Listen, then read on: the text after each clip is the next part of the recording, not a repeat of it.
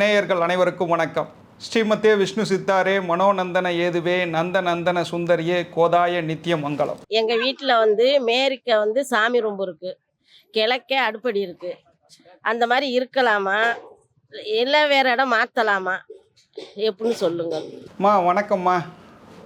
அந்த அம்மா ஒரு நல்ல வெள்ளந்தியான பெண்மணிம்மா. கிழக்க சமையல் கூடம் இருக்குது, மேற்க சுவாமி ரூம் இருக்குது, நம்ம இதை பண்ணலாமா அப்படின்னு கேட்குறாங்க. அப்படி வச்சு கொள்ளலாமா அப்படின்னு நீங்கள் யோசித்து பார்த்துருக்கீங்களா? நமக்கு இருக்கிறதே ஒரு வீடு ஒரு 700 சதுரடி 600 சதுரடிம்மா, இல்லை அதை விட கம்மியான வீட்டில் தான் எல்லோருமே நம்ம வசிக்கிறோம். அப்போது சுவாமி ரூம் என்பது கிச்சனுக்குள்ளே வைத்து கொள்வது சால சிறந்தது. தென்கிழக்குலையும் வடமேற்குலையும் கிச்சன் வைத்து கொள்ளலாம் சார். அந்த கிச்சனில் கிழக்க பார்த்தா மாதிரி சுவாமி ரூம் வைத்து கொள்வது சால சிறந்தது.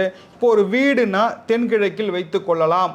இப்போ ஒரு ஹோட்டல் அப்படின்னா அது வடமேற்கு கிச்சனாக வைத்து கொள்ளலாம். அப்பொழுது வடமேற்குலேயும் பூஜை ரூம் வரலாம், தென்கிழக்குலேயும் பூஜை ரூம் வரலாம். இந்த பெண்கள் குறிப்பாக இந்த பூஜை ரூம் அப்படின்னு கேட்கும் பொழுதே அவர்கள் தென்கிழக்கு வடமேற்கு தான் சார். அப்போது தென்கிழக்கு என்பது பெண்கள் மூளை, வடமேற்கு என்பது பெண்கள் மூளை. அந்த அம்மா வெள்ளந்தியான ஒரு கேள்வி. அதில் ஒரு மிக ஆழ்ந்த, நீங்கள் ஆழமாக யோசித்து பார்த்தீங்கன்னா, மேற்கில் வரலாமா சார்?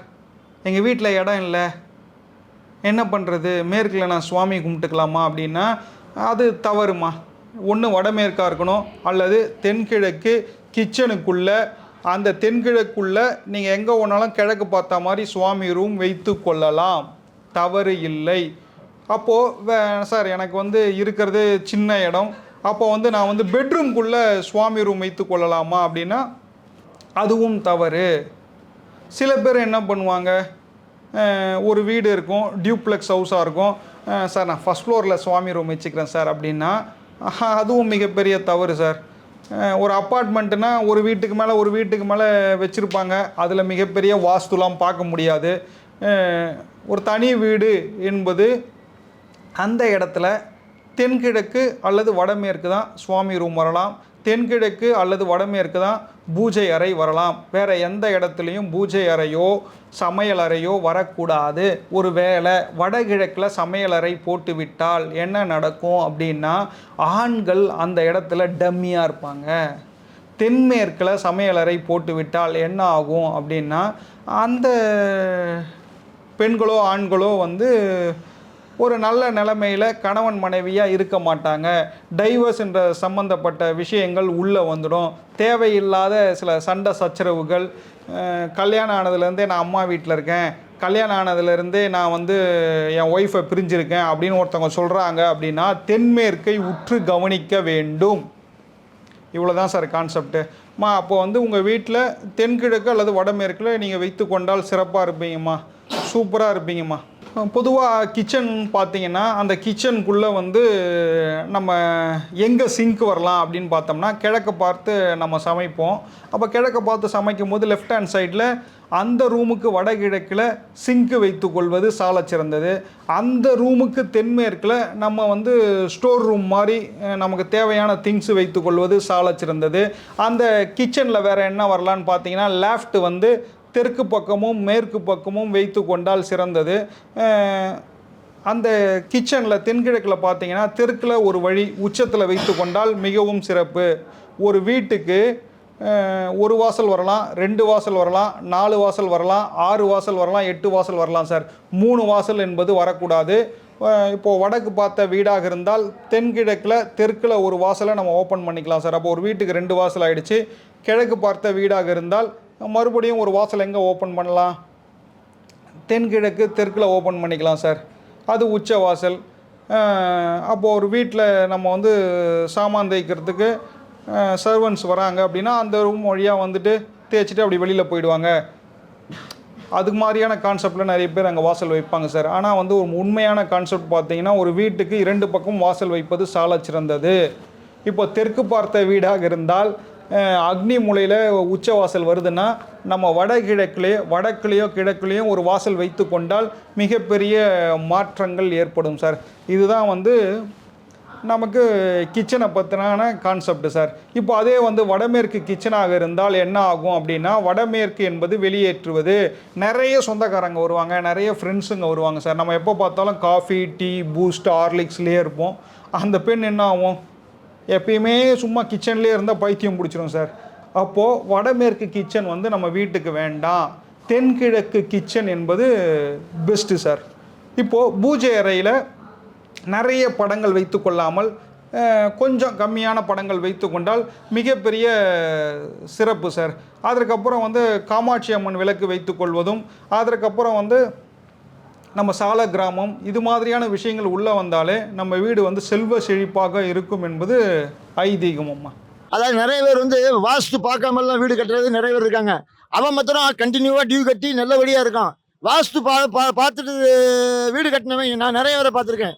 அந்த ஜோசியத்தை போனேன், இந்த வாஸ்துத்தை போனேங்கிறான். கடைசியில் அவன் நேரமா இல்லை ஜோசியர் நேரமா இந்த வீடு மக்கள்கிட்ட பறி போகுது இல்லை, பேங்க் மூலமாக எடுக்கிறாங்க, டியூ கட்டாமல் எடுக்கிறாங்களே, அது ஜோசிய நேரம் சரியில்லையா, இல்லை வாஸ்து இடம் சரியில்லையா, இல்லைன்னா அந்த வீடு கொடுத்த பேங்க் இருக்கு அதோட டைம் நல்லா இருந்து இவங்க டைம் சரியில்லையா, எனக்கு விளக்கம் சொல்லுங்க ஐயா. ஐயா என்ன கேள்வி கேட்டிருந்தாரு அப்படின்னா, வாஸ்து சரியில்லையா அல்லது வந்து இந்த வீட்டு டைம் சரியில்லையா, அது சரியில்லையா, இது சரியில்லையான்னு கேட்டிருந்தாரு சார். இப்போது ஒரு வீடு அப்படின்னா நாம் சொல்வது என்ன, சதுரம் செவ்வகமாக இருக்கணும். அப்போது ஒரு வாஸ்து அப்படின்னு உள்ளே வரும்பொழுது இழப்புடன் கூடிய வெற்றி, இழப்பில்லாத வெற்றி. அப்போது யாரெல்லாம் இழப்புடன் கூடிய வெற்றியில் இருக்கிறார்களோ அவர்கள் எல்லாருமே வந்து இது மாதிரியான பேங்க் கரப்சி கொடுக்கறது, பேங்க்குக்கு லோன் கட்டாமல் அந்த வீடை ஜப்தி பண்ணுறது, இது மாதிரியான விஷயங்கள் நடக்கும் சார். தவறான தொழில், வட்டி தொழில் பண்ணுறது, லஞ்சம் வாங்கிறது, இது மாதிரியான விஷயங்கள் பண்ணுறவங்களுக்கு அது ஏற்படும் சார். இழப்பில்லாமல் கிடைக்கக்கூடிய வெற்றி, யாரெல்லாம் தன்னுடைய வீட்டை, தன்னுடைய ஒய்ஃபை, தன்னுடைய மகளை, தன்னுடைய பிள்ளைகளை, தான் குடும்பத்தை நல்லா பார்த்துக்கிறாங்களோ, காவி கூட போட்டுக்கிட்டு நான் வந்து வாழ்க்கையை வெறுத்துட்டு நான் ஓடி போகிறேன் அப்படின்னு சொல்கிறவங்களுக்கெல்லாம் வாஸ்து ஈடுபடாது சார். அவங்களாம் அதை பற்றி பேசவே கூடாது. தன்னுடைய வீட்டை, தன் மக்களை நன்றாக பார்த்து கொள்பவர்கள், அவர்கள் வந்து நேர்மையானவர்களாக, நல்ல தொழில் செய்யக்கூடியவர்களாக இருப்பவர்களுக்கு வாஸ்து பேசும் சார். அவங்க வாஸ்துபடி வீடு கட்டினாங்கன்னா மிகப்பெரிய உச்சக்கட்ட பிரம்மாண்டமான நிலையில் இருப்பாங்க. நான் மறுபடியும் சொல்கிறேன், wife happy, life happy sir. அவங்களுக்கு வந்து இழப்பில்லாத வெற்றி சார். நல்ல முறையில் வாஸ்துபடி வீடு கட்டுறாங்க அப்படின்னா இழப்பில்லாத வெற்றி. யாரெல்லாம் வந்து தவறு செய்கிறார்களோ, லஞ்சம் வாங்குகிறார்களோ, தவறான தொழில் செய்கிறார்களோ, கலப்படம் பண்ணுகிறார்களோ, மரத்தொழில் செய்கிறார்களோ, இவர்களுக்கு எல்லாமே வந்து இழப்புடன் கூடிய வெற்றி ஐயா. இவ்வளோதான் விஷயம். அது வந்து அவங்க தவறா, இவங்க தவறா, வாஸ்துக்காரன் தவறா, ஜோஷியர் தவறா அப்படின்ற விஷயங்கள் கான்செப்ட் இல்லை.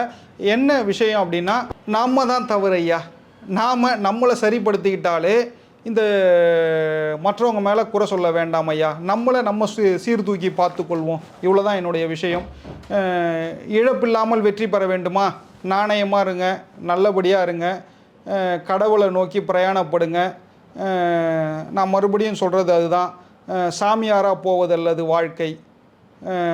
மற்றவர்களுக்கு நாம் சாமியாக இருக்க வேண்டும் என்றால் கொடுக்க பழகுங்கள், உங்களை கடவுளாக பார்ப்பாங்க. இவ்வளோதான் சார் விஷயம்.